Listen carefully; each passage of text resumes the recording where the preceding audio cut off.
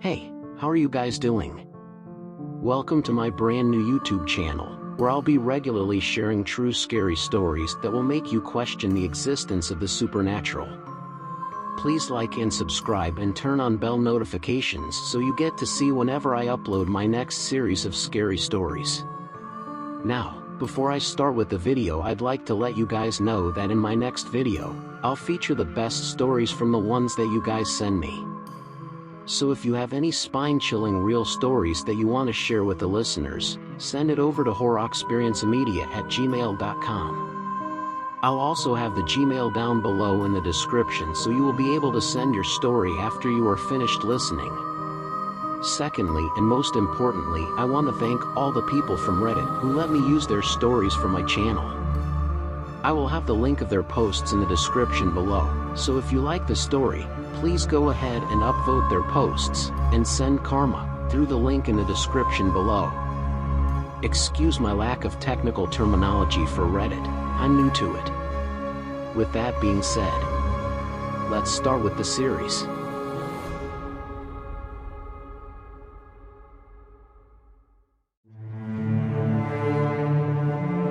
Ice in the Veins, by Sneaky Snail. It had been 3 days since I decided the topic for my next video. My YouTube channel had been growing pretty quickly since the start of my exploring series, and I was intent on keeping the numbers climbing with this next big idea. Astral projection. I couldn't believe I hadn't thought of it sooner. Avatar: The Last Airbender, that Doctor Strange movie, it was everywhere. People would click in droves to see what this young, 25-year-old YouTuber had to say about the matter. That is, at least, what I told myself 3 days ago when the idea surfaced in my mind.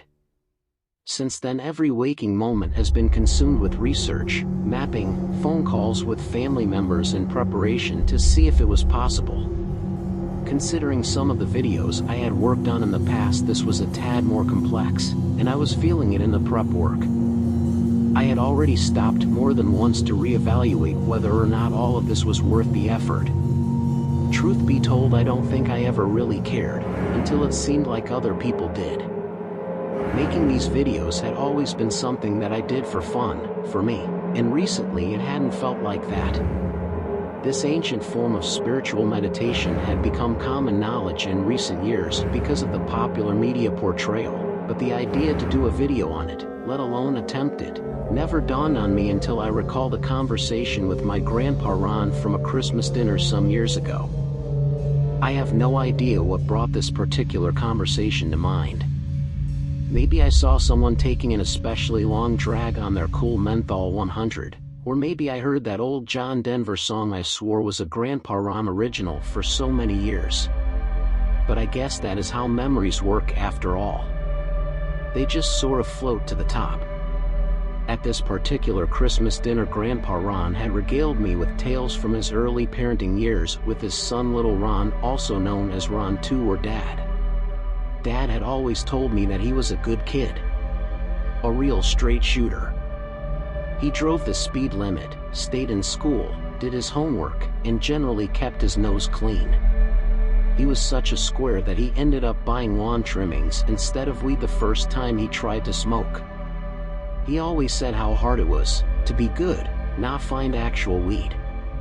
What he failed to mention, and what Grandpa Ron was giddy to inform me on, was that Grandpa Ron had raised my dad to believe that he was perfectly capable of having an outer body experience whenever he pleased.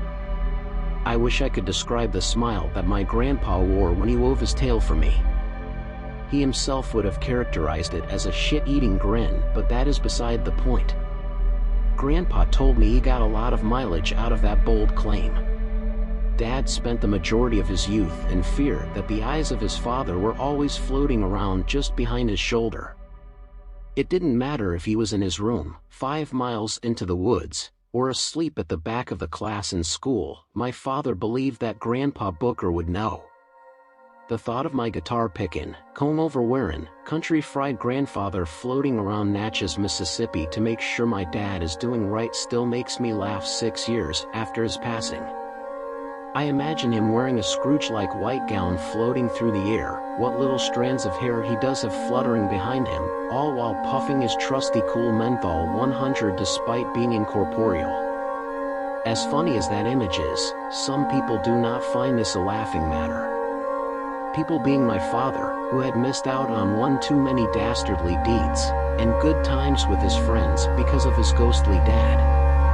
It has been 35 years since my dad could be considered a child, and I still catch him staring into the middle distance like he is looking for someone who was never there in the first place. So here I am armed with the chicken fried wisdom from the Bayou Wise Man that was my grandfather, my father's childhood trauma, and 3 days of intensive internet sleuthing standing at the incense display of the closest head shop to my house. All in all, everything was going swimmingly. As the display rotates, I juggle an incense holder, a few candles, unscented of course, and the world's smallest gong. The gong will most certainly be of no help in this process, but I like how small it is. Names like Chag Nampa, Precious Lavender, First Rain, and Serenity swirled before me. All meant to evoke a sense of calm and introspection. The variety was almost as overwhelming as the myriad of smells. Despite the sheer volume of choices, some standouts and shining packages labeled Dragon's Blood or Forge Heat caught my attention. I laugh when I try to piece together what dragon's blood might smell like.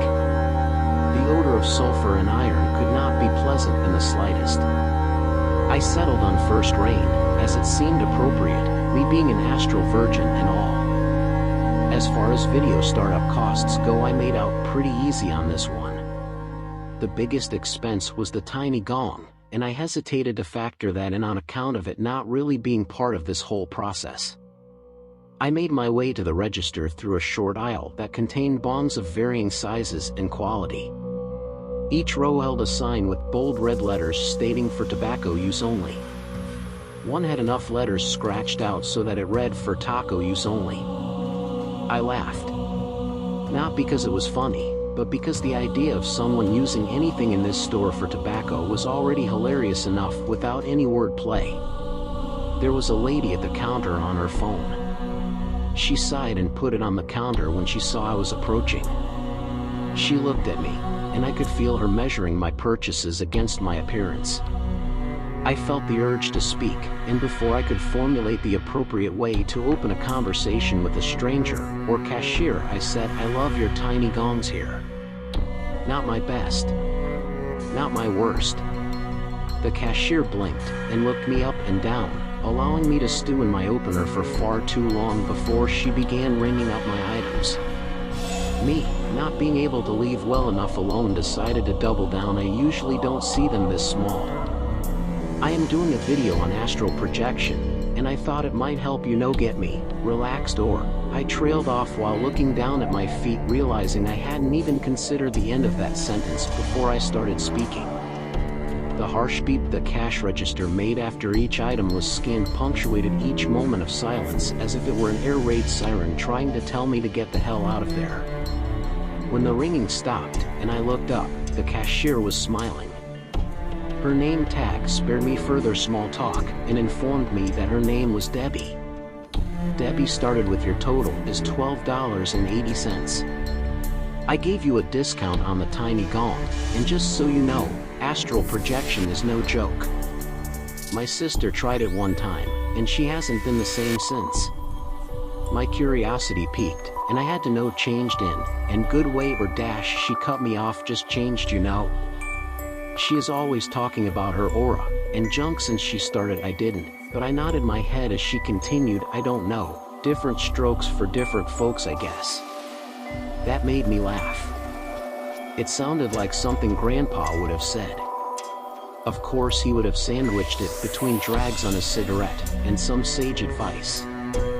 I made a mental note to write that down and include it in a video if possible. I assumed Debbie wouldn't mind. I paid my $12.80 and said thanks for the advice, and the tiny gong, well, the discount for the tiny gong I guess. I will let you know how it goes next time I am around. It was generous to call whatever she had just said advice. We both knew that. but we both hid it behind the polite type of smile that small talk contorts your face into when you are trying to be polite. This smile was not to be confused with the shit-eating kind, of course. We were also both very aware that I would not be coming back to this store, but decided to leave that unspoken as well. I made my way home. My mind buzzed with the work still left to be done. I would need to set up the cameras, write a script, find a suitable relaxation playlist, prepare my meditation space, and prepare myself in general. A pre-meditation meditation, if you will. The irony that this process was stressing me out before it had even begun was not lost on me. Once I arrived at home, I began immediately. I had posted at least one video a week, and I didn't intend to miss my own self-imposed deadline. I could be very unkind to myself when I failed. To a greater extent, I was ashamed to admit, I didn't want to disappoint the people that had been coming to watch my videos. Something about that seemed so terrifying. I had to do it right. I set up a camera in the middle of the room to record MED1. At least that was what I had titled save file. I hit record and started the rest. I figured I would do some sort of time-lapse. I had seen a lot of those, and it was easy to do, so why not? I set up my candles, and lit them. I placed them around the room wherever they would fit without igniting something. Their meager warmth, bolstered by the sheer number of them, filled the room with life. Everything else that shed light was dimmed, covered, or altogether turned off. Shadows sprung to life in every corner of the room, throwing a lapping tide of darkness against the glow from the candles. To complement this, I put on a calm C track from Spotify. I had to cycle through a few of them, because I could clearly hear where some of them lopped their audio, and it drove me mad. Then, I lit the incense. Despite its comically cliché name, credit where credit is due. It smelled exactly as described. The rising smoke brought with it gentle hints of that smell that just so happens to occur when the first raindrops of a storm strike the pavement. It was earthy and sour, but it also smelled of fresh, clean water. I do not know how they managed to coat a stick with that, but I was a lifelong customer from the second it hit me. Maybe today wouldn't be my last encounter with Debbie the cashier. I looked around, and felt it all looked right, but there was no way to be sure. I had decided to wing the script during the car ride, and I was already sitting down in the middle of the room taking it in. Something was off. My gong. Of course. I found a spot for it next to me and really soaked it all in. This was it. I steadied my nerve and lowered my shoulders before striking my tiny gong. It sounded like someone struck a ceramic coffee cup with a spoon. I had a laugh and then closed my eyes. It was time. I felt my smile ease itself from my face as I focused on what I had read. My breath slowly fell in time with the ever-swelling sound of the tide. I imagined that the darkness from the corners of the room was pushing in around me, but the light of the candle and my breath held it at bay. This focused me, and gave me something to think about. Each inhale pushed the darkness away, and each exhale brought it back. One never-ending dance of darkness and light. I felt peace, and I felt power. I remembered my grandfather and my father. I remembered that Christmas that I had talked with my grandpa, but now it felt as if I wasn't just recalling it. I was reliving those moments in an instant. The implications of this scared me, and I opened my eyes to center myself. The blinking red light of the camera pulsed in the darkness, telling me that it was still watching. I stood up and froze. I looked down and saw the top of my head. I jumped and landed a few feet closer to the camera and screamed. My body, the one I had successfully inhabited for 25 years, remained perfectly seated in the meditative position I had left it in. This was unprecedented to say the least, and I am not ashamed to say I was losing it in a large way. My mind immediately jumped to, "Let's wake us up." I ran and kicked my body like that kid Charlie Brown tries to kick the football Lucy is holding in the show A Boy Named Charlie Brown. Only instead of hurtling back to my bedroom floor, I continued up into the air through the roof of my apartment, and into the floor of my upstairs neighbor. I felt no sensation throughout my body. Which is odd considering the Jake I knew, the one who had nearly had a panic attack talking to a cashier named Debbie earlier that day, would have suffered total organ failure due to stress the second he realized he was no longer corporeal. Regardless of my presuppositions, and my general lack of faith, it was safe to say I was having an out-of-body experience. The implications of this are horrifying, of course. Is there a God? How do I get back into my body? Am I in danger? Were all those hippies and dope smokers right all along? And yet, chief among them all was my grandpa double bluffing the whole time? If I was capable of throwing up, and apparently I was not, I would have. My body screamed for the relief that it would bring, but it never came. The lack of vomit alarmed me, and prompted me to perform a full body checkup. I examined my body to see if it was all there. It was. I had all 10 fingers and toes. What was not there were my clothes. I was as naked as the day I came into the world. I suppose that makes sense. They are worldly possessions, and I was decidedly in an otherworldly state at this point after all. I looked at the floor I had just traveled through and saw the warm ebbing glow of a television dance across the carpet. My anxiety rose as I noticed I did not cast a shadow. In front of me was a loudly blaring television playing an old soap opera in Spanish. It didn't take an expert to know that the actors were terrible, and I didn't need to speak Spanish to know that the plot was about as thin as a piece of paper, but hey, different strokes for different folks, I guess. Despite the foreign language, I was familiar with the sound. I had listened to the blaring musical score every night since I had moved in below Mrs. Espinosa. Mrs. Espinosa. I quickly turned from the TV to see an elderly woman sunk into a worn-stained couch looking in my direction. I froze and covered myself out of instinct and pure common decency. I had just operated in her room after all. I scolded myself for not even having the decency to knock. No neighbor, even an upstairs neighbor, deserved unsolicited full frontal nudity.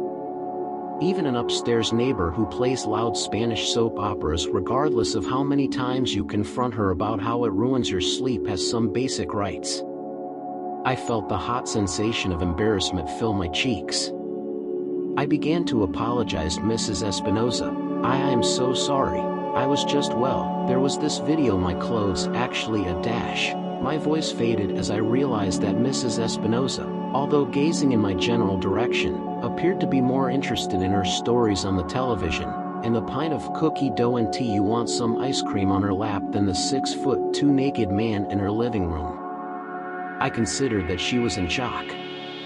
A normal reaction to what she had witnessed, I thought. Out of common courtesy, I crab walked out of the way of her TV. Oops, sorry about that. Let me just get out of your way. Nothing. She hadn't even blinked. There were only a few possibilities. Either Mrs. Espinosa had already experienced an incorporeal being phased through her living room floor during her nightly stories, thus rendering this just another night. Or, the ice cream she had not stopped shoveling into her mouth directly from the container was prescription strength. Lastly, and most likely, she could not see me. This seemed the most likely explanation. I was relieved that my naked form would not be scrutinized by the elderly Mrs. Espinosa. I was more relieved that I wouldn't have to move and explain to a new set of neighbors why I just happened to be on that sex offender registry they may or may not have heard about due to this event. But I couldn't help but feel the creeping sensation of isolation and loneliness at the back of my skull. I began to rationalize. It made sense that if I could not interact with my own body in this state, I could not interact with any portion of the world. Mrs. Espinosa could not hear my apology, and she couldn't see me. There was only one final test. I moved across the room and sat next to Mrs. Espinosa on her couch, feeling rather awkward, but determined to collect some answers. "Sorry, Mrs. Espinosa, but I don't really have any other way to test this out, and well, you're kind of a shit neighbor, so." I extended one of my fingers, then, respectfully, and with as much scientific authority as I could muster while naked on this stranger's couch, poked her cheek. I passed directly through her. She didn't even bat an eye. She was enthralled by the swelling score of her awful show, and I was alone. There was nothing I could do. All of that research I conducted. All those articles I read.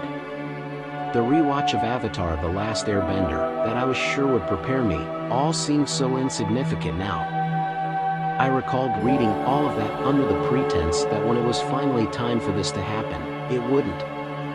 I would make my video, post it, get my clicks, and move on to the next flavor of the week.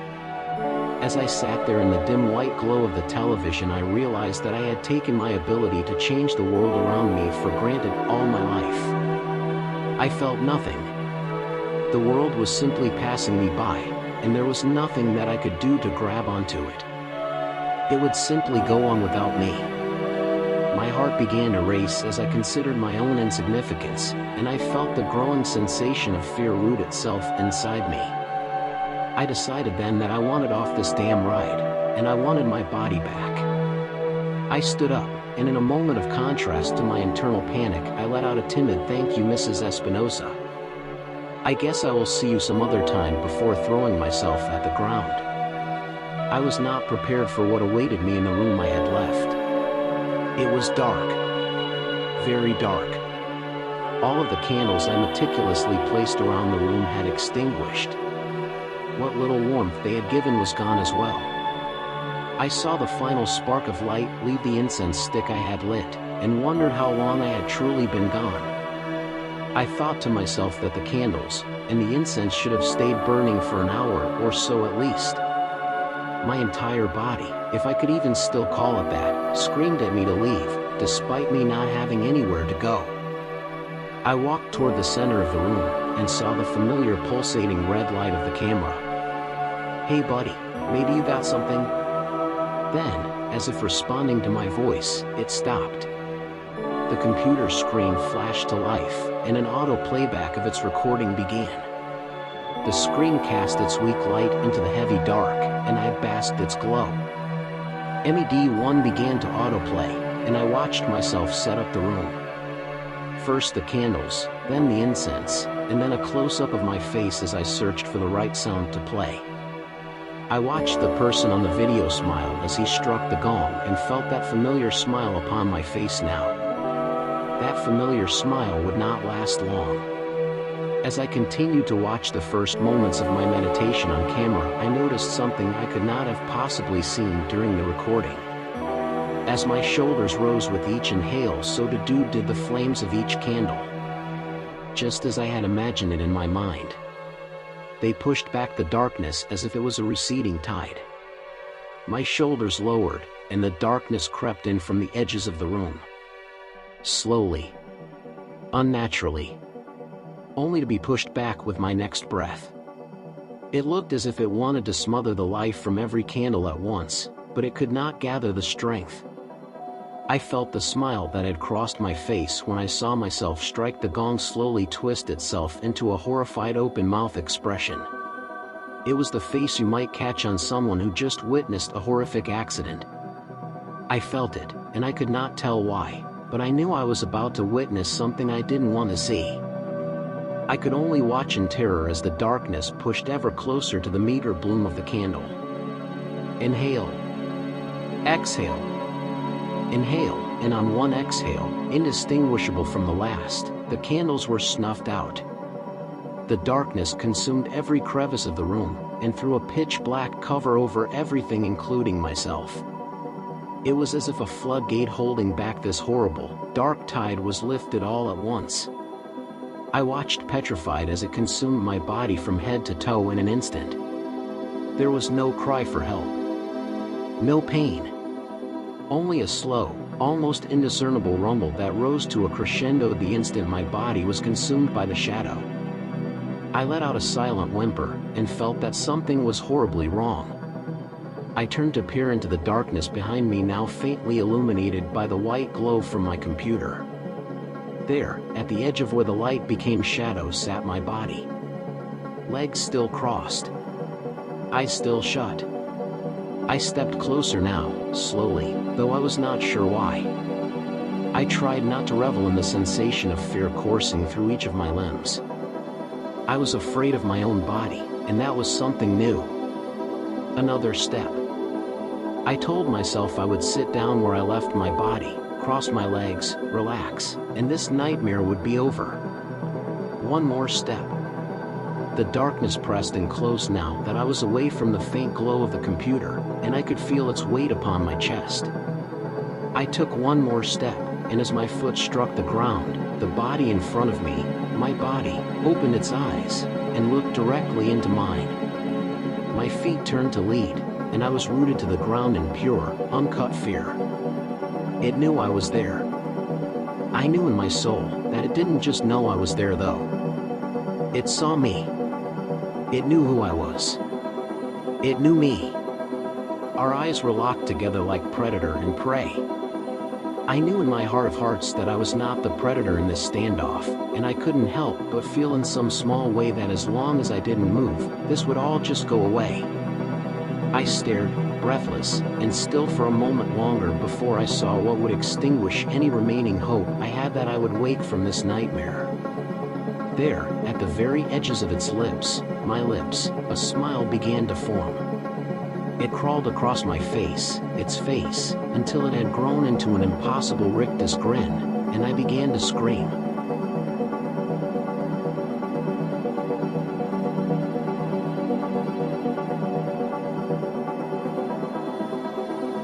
Before we move on to the next story, I just wanted to give a friendly reminder that these stories are dark and not for the faint of heart. These stories stimulate your imagination for the worse. A mind haunted by the voices coming from seemingly nowhere. So, if you are feeling uncomfortable, you better grab a friend and listen together. Because it's only going to get even darker from here onwards.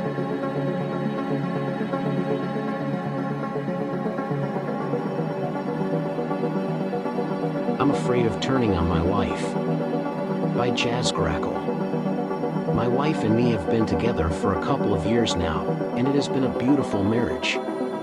I can tell you with confidence that watching her on that surgery table with her skull open while they wired up her brain was the most traumatic experience of my life. Maybe the surgeons shouldn't have let me in the room, but it was my wife, and I demanded to see what was happening to her even if I couldn't understand. It was just earlier that evening that we were at an Italian restaurant. I got a lasagna, and she got fettuccine alfredo with shrimp like she always does. We talked about our plans to have a child, what we might name them, what school we would send them to, the sort of plans that leak their way into fantasies.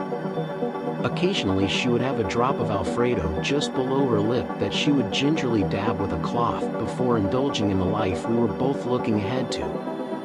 She sipped her glass of Chardonnay, and looked away thoughtfully for a moment, and turned to me. Before we have a kid, before I get pregnant, I want to go skydiving. Skydiving? That sounds horrifying, and why before our kid? I didn't say we. You don't have to go if you don't want to. I want to go. Obviously, I can't die if I'm a mother. I won't be able to take risks like that anymore. How about you don't take any risks at all? Dave, I love you, but marrying you doesn't mean that I can't have fun. Fun? Fun is a night out at a club, and a movie. Fun is also jumping out of planes, Dave. Truthfully, I couldn't argue with her much. We both knew that her sense of adventure was one of the many reasons I married her in the first place.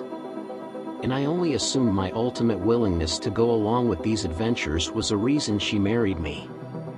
We finished our meals, paid our tab, and walked out the door holding hands, a little tipsy, and very in love with each other. It was a wonderful evening, with a bright moon out, and only a couple of gray clouds. We had parked a bit further away but didn't mind at all. There are few small pleasures more delectable than a walk through the city in a cool breeze while holding the hand of your beloved. We were about a block away from our car when I saw a hand creep over Teresa's shoulder. She stopped, and I stopped right there on the sidewalk. It occurred to me then that there wasn't anyone around. We had never had any problems in this city. Tonight was our unlucky night. I would call it fate, but sometimes I don't even think a god could be quite cruel enough to allow this. It's easy now to feel alone in the world. Turn around, and I'll put a bullet in your fucking head, the voice said with a convicted authority. I knew he meant it. Terry was the adventurer though. She was the brave one, the one wouldn't take shit from anybody no matter how much bigger or stronger they were. She was the one who in high school spent a week in suspension because she hit another kid with a crowbar because that kid wouldn't stop making fun of another classmate for being gay. She didn't even know that classmate, she just knew that she had to stand up to bullies. It was like an instinct for her. And that instinct proved nearly fatal. She started to turn around and didn't even make it halfway before there was a gunshot, and she collapsed to the ground. Blood pouring out of her head. I looked at her crumpled on the ground, trying to stifle any reaction. Trying desperately to stay alive, hoping that there might be time to save her. Son of a bitch ran off after that. Maybe he thought he had gotten in too deep, maybe he just wanted to shoot someone. I don't know, but he was gone. Thankfully we were near a hospital, and the ambulance arrived after I called emergency services. She was in the hospital pretty quickly. A surgeon spoke to me, and I barely remember it, asking questions that he knew the answer to. Of course, I was going to say yes to anything that might possibly increase the chances of Terry staying alive. A microchip in her brain, some wiring, it was all cherries to me. I just wanted to be able to hold my wife in my arms, to have that hope for the life we dreamed of together. Fuck, I wanted her to be able to go skydiving like she wanted. It was a 2-week recovery in the hospital before she was finally able to be discharged. When we were signing papers, the doctor gave us instructions about how her new life would be going forward. About a third of her brain is hardwired now, and it's connected to a network. This part of her brain will control her sleeping schedule, her reflexes, and maybe some interplay in her thoughts. You will need to physically push a button on the back of her head to wake her up, and one of you will need to press the button when she wants to go to sleep.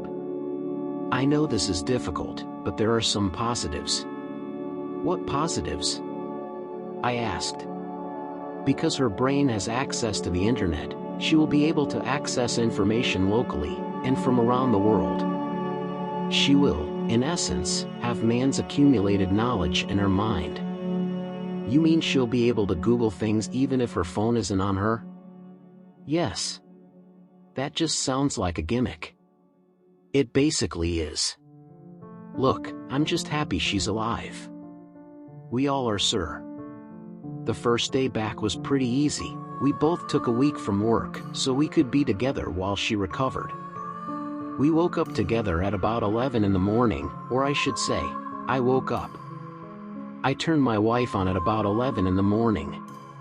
I thought about how convenient it would be to get a few extra hours of sleep in sometimes, or wake her up early when I needed to, but then I cast that aside. Being a good husband in this situation meant helping Terry do exactly what she would want to do if she had full control of herself. She was a person, and she was my wife, just like she had been before all of this. Honey, let's go for a walk today. I wonder what the weather is like. The weather today is 70 degrees and partly cloudy, my wife answered matter-of-factly. She put a hand to her lip, the natural part of her brain stuck in a juxtaposition of astonishment and embarrassment. Well, that sounds perfect, I replied, smiling to show that nothing was out of the normal for me. That this life together was one I was perfectly fine with because I was. Because it was with her. I was wrong. My wife being connected to the internet proved to be pretty useful. the capital of a state, what the traffic was going to be like, what movies were available on Netflix. It was all right there. I tried to be modest with it, but it was so much fun, and Terry had fun with it too. She would spark up little quizzes and puzzles for me. Who was the last king of Egypt? She asked. I have no idea. Who? Oh, come on, guess. Cleopatra. You're not even trying. That's a she, a king is a he. I really have no idea. Fought too. He was deposed in 1953. All was cherries. That evening, while my wife sat in bed reading one of her novels, I was on the computer checking emails. And there was one that said in the subject line simply, "For your wife." I looked at it for a moment. It didn't tell me who the sender was. I figured it must be from the hospital. I didn't think much of it, so I opened it. There was nothing. It was just blank. There was no PDF attached to it, no link to a website, just a blank page. I closed the email in frustration and then tried to open up another one. I couldn't. My computer had frozen entirely. I clicked the buttons over and over again and slid the mouse around the table, the typical things that probably don't work. The equivalent of hitting your television, though from what I understand that actually did work sometimes. I walked over to the bedroom to see how my wife was doing, and she wasn't. She wasn't doing, she was sitting absolutely still as if she was on pause, her eyes not so much staring at me, but just staring, blankly. She was on pause, she was, holy shit, she was buffering. Then she started shouting. Little dick problems? Lots of men have problems satisfying their women in the bedroom. But there's something you can do, you have penis potential. Big penis potential. Our experts spent 5 years in the Colombian Los Llanos finding the same remedy the indigenous people have been using for years for massive dongs and throbbing orgasms from all the women in the village. Unlock the ancient power of your penis. I stared at her. I had no idea what to say. She started crying. Terry was back, at least for the moment. Oh God, Dave, I'm so sorry. I held her in my arms. I knew immediately that it was that email. Terry's mind was connected to our network, and that network gave her brain a virus.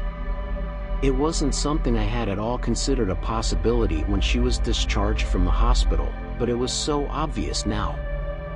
We walked to the kitchen with plans of having glasses of water and talking through this, figuring out some kind of plan. It wasn't that easy. It was immediately not that easy. As soon as we were in the kitchen, her eyes locked onto the knives, and her arm went for one of the handles. She pulled out and held it up in the air. Dave, I can't stop this. She started stabbing the knife in my direction while she cried and tried to apologize, each sob punctuated with another attempt by her body, by that damned wiring, to end my life. I dodged out of the way, but her instincts were too quick. There was no hesitation, and I barely had time to block my face as the knife stabbed into my forearm. It didn't hurt until she pulled it forcefully out of me. Blood poured like a geyser out of my arm, and I had just a moment to run out of the room. I had time to take my shirt off and make a tourniquet around my arm. I had my back against the door, and she pounded it on it relentlessly. Dave, whatever you do, don't open the door. Please don't open the door. Terry, I love you. I love you so much, so fucking much. I love you, Dave. I'm sorry. I should have just died that night. Please don't say that. We can get through this. I promise we'll get through this. Then I felt it. She had stabbed the knife through the door and into my back. This one hurt, and it hurt really fucking badly. I quickly leaned forward, working entirely on adrenaline, and swung the door open to meet her while the knife was still stuck in the door. I knew what I had to do. I didn't want to. Believe me when I say I didn't want to, but I had to, and I did. I quickly pulled up her hair, the hair that I had touched, the scent that still managed to guarantee me the sweetest dreams every night, the hair that now was attached to a woman without control of herself, trying to kill me. I pulled her hair up and pressed the button on the back of her skull. Her off switch. She folded to the ground. Her hand slipped away from the knife, and her arm landed with a thud on the tile. I sat there down next to her, exhausted and in pain, and I put my hand on her back and glided it softly up and down her spine in the way that I know comforts her. I was able to make it to the hospital that evening and got away with some stitches, and an OxyContin prescription that I hoped I wouldn't need to use a lot of. I've managed to get her into bed, and she's lying there asleep, or off, whatever you want to call it. She looks so peaceful, but I don't know what to do now. I've told you my story, and I hope you can give me some advice. Should I turn my wife on?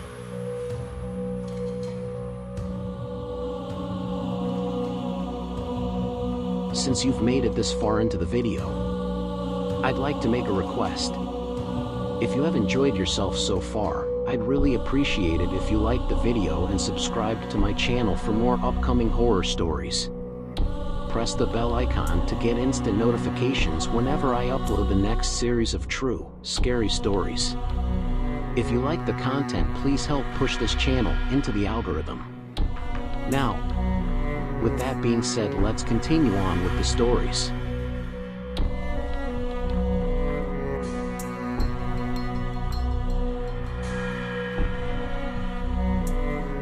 In the Garden, by Sneaky Snail.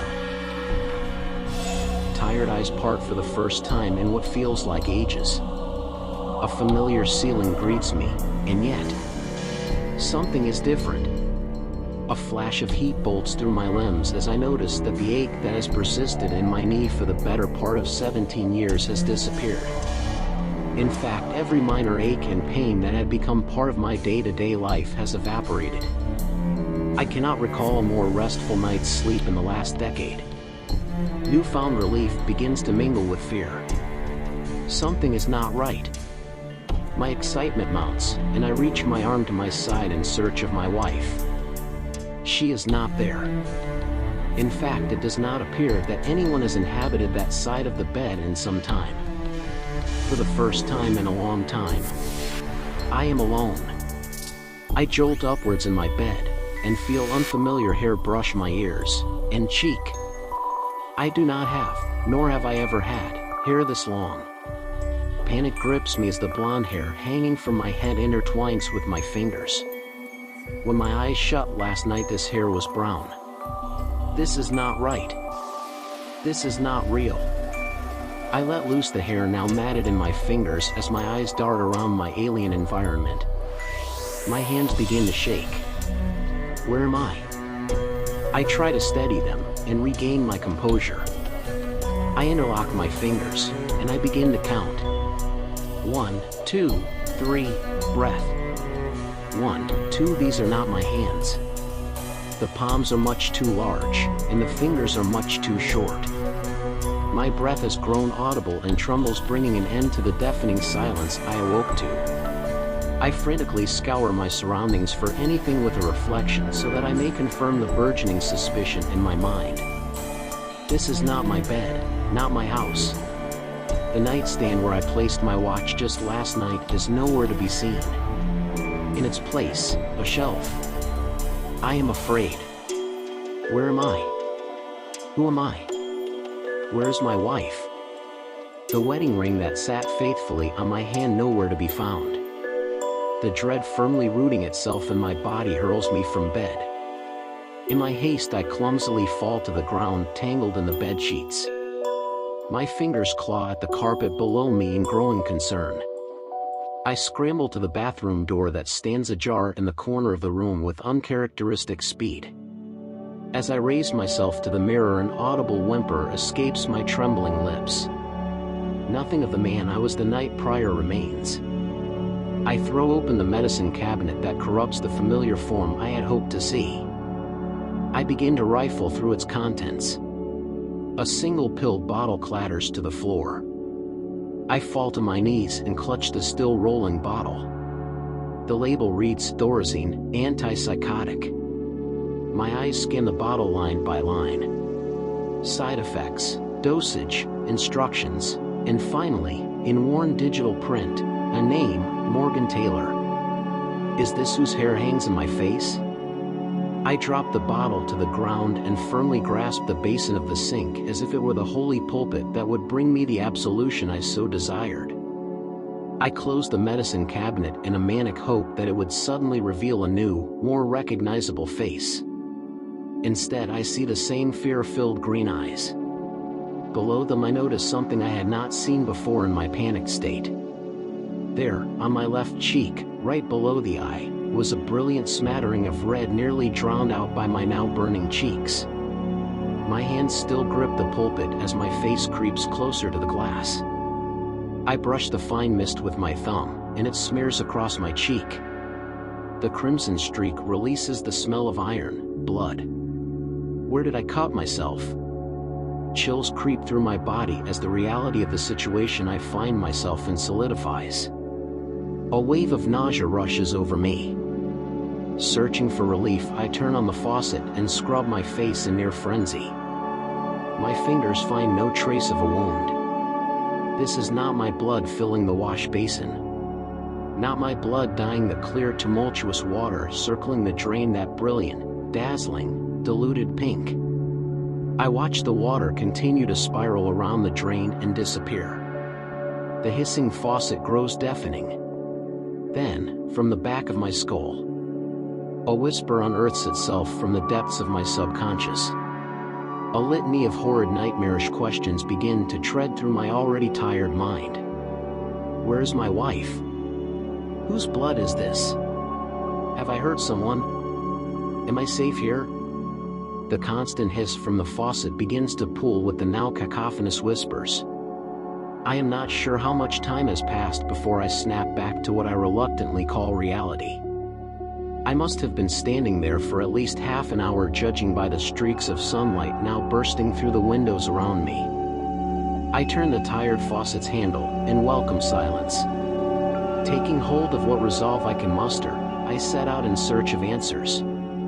I don a tasteful white robe hanging on the hook of the bathroom door as I exit the bedroom. An upscale staircase beckons me downstairs. I am halfway down the steps when I realize that the walls, all of them, are nearly sterile. Not photos, no clock, not a speck of decor. It looks like an art gallery that has yet to be booked. The home I awoke in is cold, unwelcoming, and uniformly white throughout. A glimmer of memory bolts through my mind. It isn't clear, so many of the details faded, but it brings a name. Maggie. The recollection of this name alone causes my heart to swell. My wife Maggie. The familiar sensation of love is like a life raft in the tumultuous sea of terror I have been treading in. Tears pool in my eyes as I try to recall why her name was unearthed, and when exactly I forgot her name. I look back at the sterile white wall and recall bits of a conversation with a woman explaining that there is more than just white, there is ivory, and eggshell, and the rest fades. Further efforts only reveal that I can't remember anything more. Just as I begin to question how long it had been since Maggie and I last debated the intricacies of the color white, my environment reminds me that I awoke in unfamiliar territory. I grind to a halt halfway between stair steps. Just some 15 feet away, Morgan's living room extends before me. My eyes fixate on only one thing. The woman's body delicately put on display in the center of the white room. Her body sits like the ruby jewel that occupies death's very crown. She was stunning. She wore a green dress and tan leather heels. Her legs were crossed, and her arms were primed to deliver the cigarette that had burned to ash in her fingers to her lips. Those beautiful lips had been torn apart by the jagged, shattered teeth they limply contained. Even now, as they hang tattered and bloated in poor parody of a smile, it is clear that they were once naturally supple and quite beautiful. Blood that once cascaded down her face has since caked and dried to her pale white skin. Her nose was unrecognizable, broken in God knows how many places and swollen shut. Her once high cheekbones sat pulped, buried under purple, tumid cheeks. As I got closer, streaks of tears that had only begun to wash away the dried blood gushing from above became apparent. My finger now in front of me reaches forward to trace the streaks upon her face to a singular eye that clings to its socket with determination using a shred of veiny connective tissue. The skull agape collapsed in some portions, crushed with what must have been more than one spectacular blow. Cracked teeth, and clumps of other human matter, the ground in intervals too exact to be random. My stomach churns as I begin to comprehend the extent of what lies before me. I realize I am no longer on the stairs fixed in place. I am now mere feet away. The air is metallic and soporific.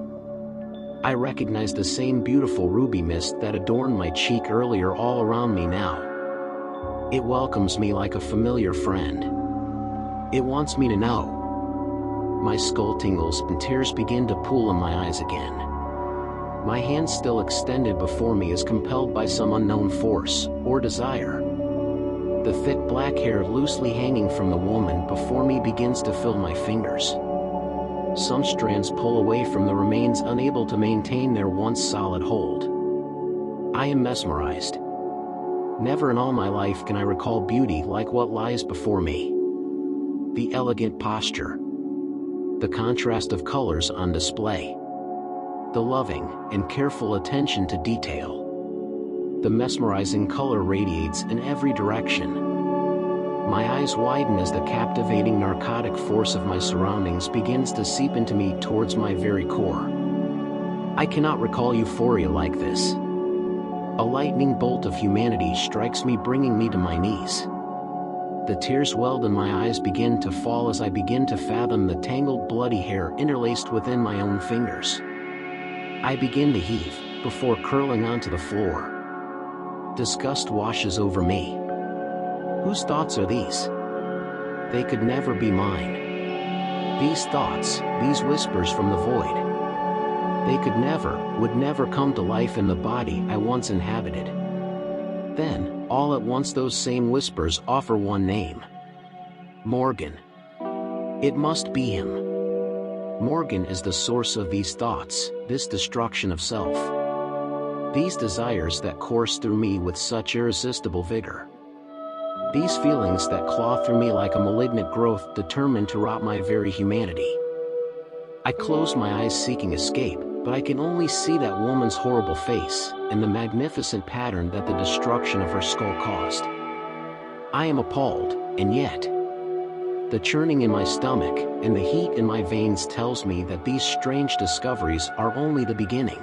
My mind reaches for comfort.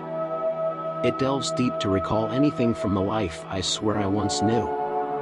A woman. A marriage. I cannot remember my wife's name. She was always so nice. I know I had a wife. She was there just last night. But what was her name? Surely I would have said goodnight. I love you. God, she was beautiful. An idea dawns upon me, and I scrape myself from the blood-soaked ground. A tooth clatters to the floor as I race towards the stairs. I search for the closet in the room where this nightmare began in hopes that I may find a note, a symbol, anything from my wife. Something that will assure me that anything outside of this hell is real, and not just the shadow of a life never lived. I rifle through the closet and find nothing but men's clothes. I recall the shelves on either side of the bed. As I exit the closet, a flash of yellow catches my eye. The shelf on the opposite side of the bed holds a note. I peel a carefully placed yellow post-it note from the shelf and read the hastily scribbled message. I don't think this is going to work out. Thank you for the lovely night. Mari. Mari. I sit in silence waiting for any memory of this name to drift to the surface. I long for the sweet relief that recollection would bring, and yet, one never comes. Instead, I am forced to confront another line of questioning that bubbles to the surface in its place. Questions that do nothing but drive me further into the clutches of madness. I shiver as the most gruesome of these questions are forced from my mind. Of course, one unshakable thought persists through it all. Is it Mari's corpse that decorates the living room downstairs? This thought alone causes my mind to spiral. Did I mean Morgan murder this poor woman downstairs because she would not share a bed with him? He must not have known her too well based on the look of his home, and the brevity of the note. My mind shudders and I begin to weep. I am alone. If Mari no, Maggie, that was her name. If she were here she would know what to say. My head falls into my hands as I sit on the bed where my nightmare began. The early morning light has crept away from the window and left me alone in the dim natural light of a murderer's bedroom. My bedroom. I raise my head from my cupped hands and set out in search of a computer, a newspaper, anything that might tell me where I am. As I race towards the stairs, I notice a door at the end of the hallway that sits ever so slightly ajar. A soft purple glow spilled from behind the door onto the pristine carpet. Something about this room drew upon me in a way that is indescribable. My purposeful steps slow to a cautious crawl as I creep towards the otherworldly glow of the door before me. As I arrive at the door, an odor unlike anything I have ever smelled before fills my nose. It is both putrid and sweet. I brace my body for my gag reflex, but I hold firm. Instead, I feel the hot, humid air fill my lungs. My body seizes in an instant, and I am overcome with what can only be a seemingly unending torrent of Morgan's memories. They reel through my head in painful, slow detail. I sit as both bystander and perpetrator of the horrors that unfolded before me. At first I try to avoid the grisly matinee on display. I try to look away. But how does one look away from their own mind's eye? How can any human resist that call to know?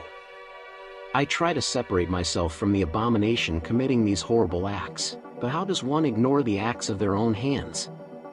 Before long, I find myself captivated by the lack of human empathy on display before me. The death and destruction play out like some twisted play on Satan's own stage. Each act more unique in its insanity and depravity than the last. I witness the primal, human fear that can only be portrayed by one in the midst of death. That death brought about by Morgan's wretched hands.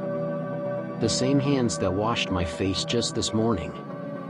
Morgan appeared to possess a preternatural ability to draw upon the deepest wells of human anguish in each of his victims.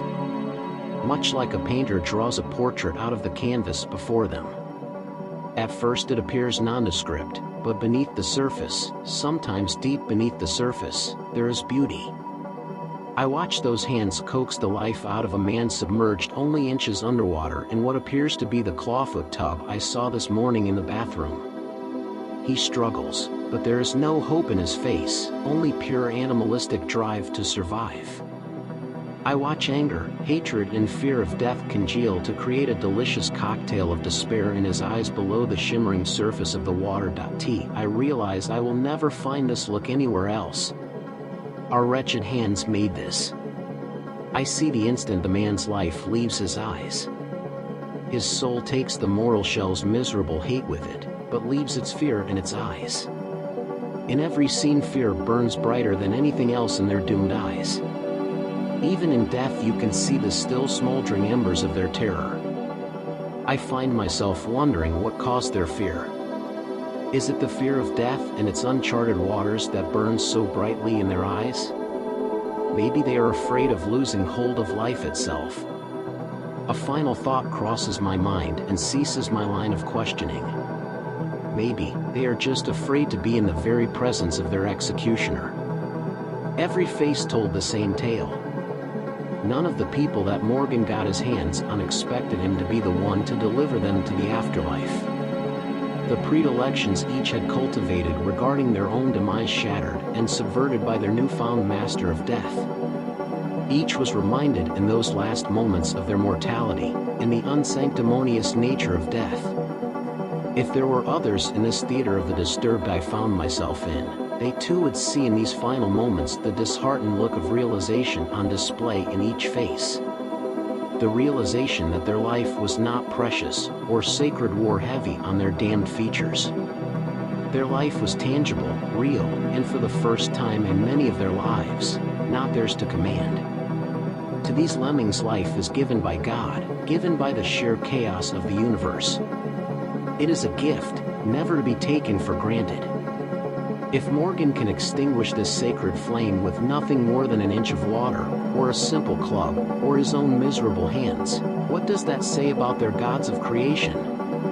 What does that say about the strength of man? What does that say about the universe itself? We are nothing, and yet each of us holds the power to be something to someone. If God gives life, but Morgan can so easily destroy it, who is truly more powerful? Who truly deserves admiration and worship? Who is the artist, and who is the simple purveyor? Tears roll down my face as I witness a woman in the throes of her final fight beg for her life. Her death is different. She was small, helpless. Morgan had already begun the process of flaying her alive when she began to fight back. It was too late. Obviously enraged, Morgan covered the woman's shrieking, pleading mouth, and began to slowly drive the dripping fillet knife into her left ear. As the tip of the blade made contact with her skull, she began to flail in abject terror. Morgan was so close to her face that I could feel the heat rising from her body, and the hot air forced from her nose as he hushed her. These were only distractions for the true display. Her eyes told a different story than most. They held fear, of course. They held anguish, as is expected, but they also contained one thing I had not previously seen: confusion. She did not know why. In the midst of terror, even when staring death in the face, she wanted to know why. Why would someone, this someone, strip her of the gift of life so freely given? In all, I witnessed the murder of over a dozen individuals, none of which were the woman who currently sits in my living room. Maggie, or Mari, the name has already begun to escape me. They were mostly women. In every scene, a new method of destruction is employed, all with deadly efficiency. In every scene, my hands, our hands, extinguish life with lustful destruction. The smell of death taints the air throughout. The fractured sounds that now permeate my subconscious will more than likely haunt me for the rest of my days. Yet, it is not the blood-curdling scream of my victims, nor is it the muted thud of snapping bones hushed by their mortal frame that truly breaks me. It is the laughter. A perverse laugh cuts like a scalpel through the acrid air in each of these ghastly visions. I know, in my heart of hearts, that laughter is not Morgan's. In this highlight reel of destruction, the laugh is the only thing that I recognize as being truly my own. A small part of the man I once knew screams that these acts could only be done by an animal. That sliver of humanity tells me that the man committing these atrocities is nothing more than a man who has fallen to depravity and bloodlust. But there we are. His hands. My laugh. My pleasure. My satisfaction. Every fiber of my being wishes to separate itself from the murderous machine it inhabits, but we remain. The thought crosses my mind that these delusions that creep into my waking mind may be just that, delusions. This is the narrative I choose. This is what I want to believe. I understand that if I want to maintain any semblance of sanity, this is what I must believe. So I move forward, shoving the eternal images of our victims to the darkest and most unreachable depths of my mind. The door stands before me, the biting air wafting from inside. It is repugnant and familiar, but begs me to enter. I push open the door and watch as the pale purple light spills out. My shoulders are raised and tense, and my body instinctively braces for impact for reasons unknown to me. Inside sits a burning black inferno of plants tinted by the purple light. A sigh of relief escapes my body as I force myself to unwind. The smell fades as I enter, and I welcome the chance to ground myself. I recall that I was rather fond of gardening before all of this occurred. I place myself at a chair situated in the corner of the room and begin to count. 1, 2, 3, 4. My still racing heart begins to slow for the first time since my cursed eyes opened this morning. I count over 100 plants, both big and small, before turning my head to a small leafing vine next to me that makes 101. Bringing the terracotta pot closer for inspection, I notice something only partially covered by the dirt. Curiosity takes hold of me and I begin to probe the dirt. I unearth a small cylindrical. The pot plummets towards the ground and shatters, splaying its contents across the floor. Pinched between my pointer and thumb rests a human pinky toe. I drop the toe into the dirt below me. There, in the dirt, sits a finger, a nose, and a human ear, all in various states of decay. The nose is tangled within the mass of roots shooting out of the plant.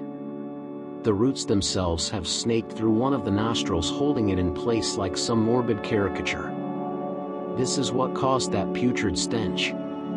Panic sets in as I look around the room and contemplate what must surround me. I reach for the closest shelf and knock a freshly bloomed marigold to the floor. The bright orange bloom erupts as its petals dance across the floor. The petals mingle with 3 white human teeth, a tongue, and an ear already showing signs of advanced decay. I stood soaking in what lay before me, recognizing the ghastly pattern on the floor was a near-perfect mirror to the installation downstairs. In its own way, it is beautiful. I begin to understand. I am surrounded by death, almost enveloped on all sides by its stench, and yet I only see the beauty of the growth around me. Brilliant scarlet anthuriums thrive. A magnificent sunflower perched in the corner had grown well past the 6-foot mark as it pined for the ceiling. All around me life poured forth in all of its splendor. I know this is due to the rich, beautiful soil that houses them. Beautiful life, from spectacular death. Forever bound together in their masquerade dance. Here, in this home, there is no God. No worship. Only Morgan.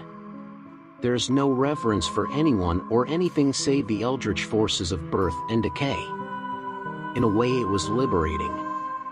I began to wonder, why shouldn't I, a simple man, subject to those very eldritch forces and their whims, act as their herald? How does one who sees the world through this dichromatic lens of simplicity not become a god himself? After all, extinguishing a life is not a complex task, as we have come to learn. It can be done with nothing more than my own hands. What makes a god? The ability to create life? The ability to take it? The judgment to know when to do both? There are no gods here, only me. I can decide. I can create. I can sow beauty from even the most wretched earth with the wretched death. Only I see there is no good, there is no evil. Only life and death. Only growth and decay. It is possible that Morgan understood this truth as well. It is possible that he sees the paradoxical beauty in his beautiful sculpture of death downstairs. It is also possible that he was driven by nothing more than animalistic desire. One thing is for certain, I get it now. I had traversed the fine line of madness, witnessed the depths of human depravity and suffering. I saw no demon, certainly no Satan. I saw no angel swoop down from the heavens and smite the perpetrator of these inhuman acts. I am alone. We are alone. This revelation plants itself in the very bedrock of my soul. As it flourishes and roots itself deep, I see today for what it really is. Not a nightmare, but divine providence. Through all of the death, though all of the cries of anguish, I became a god. I stand alone. One of the few to see reality unfiltered through the lens of fear, subjugation, and torment. I exit the room and carry myself down the ornate stairs for the last time. By the time I reach the bottom, I know what must be done. I take one last look at the masterwork in the living room with newly found clarity. It was always hauntingly beautiful, but now I felt the weight of its beauty. A burden of duty now gripped my soul.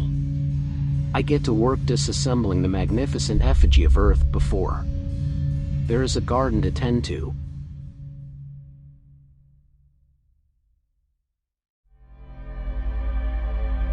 That was all for today. Glad you guys listened till the end. Don't forget to like the video and share with your friends. Also send in your own scary stories at horroxperiencemedia@gmail.com so your work can get featured in my videos. You can find a link in the description. Subscribe for more similar stories and see you guys in the next video.